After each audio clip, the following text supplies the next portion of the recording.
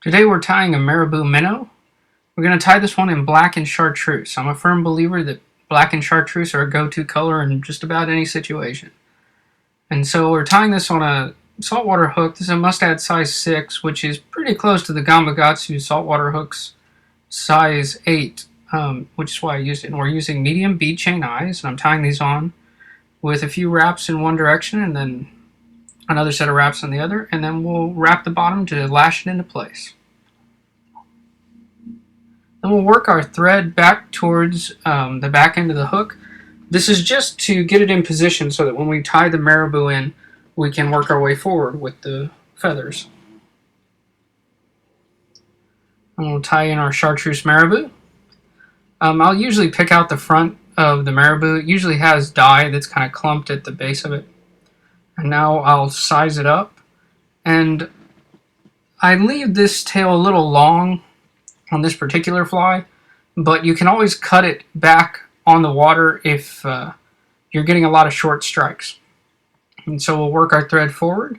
Just a few loose wraps just to position the marabou, and then we'll go back over it and tighten everything down and make sure that everything's in the appropriate position.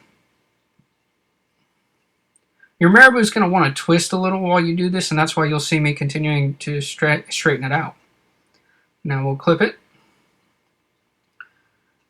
And now we'll take our thread and tighten everything up, work our way backwards down the hook, and kind of position the marabou tail more appropriately. And I don't get too torqued about wrapping a whole bunch of thread wraps back on this because we're going to lay the chenille over the top of the fly. And once that's positioned appropriately on the top, we'll wrap our way back around it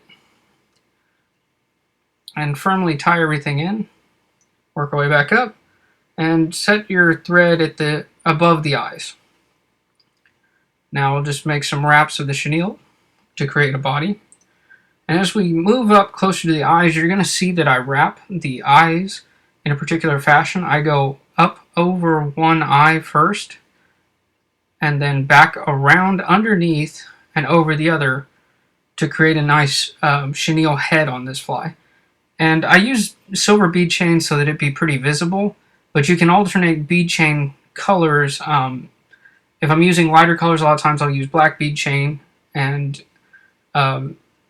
you could use any of the various colored bead chains on the market too. And now we'll just create our thread head. Now I'm going to point out that you can change these hooks out. I tie these also on a size 8 freshwater hook, maybe a size 10. And we'll close it with a whip finish and seal it up.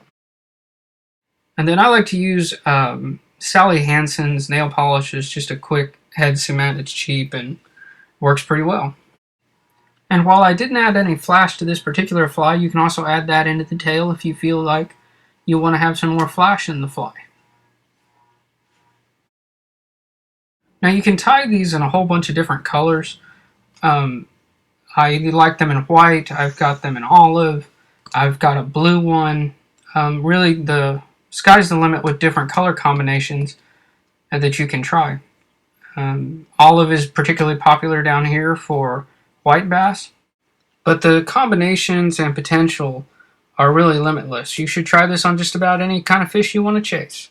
For more colors, check out the Siren Flies blog.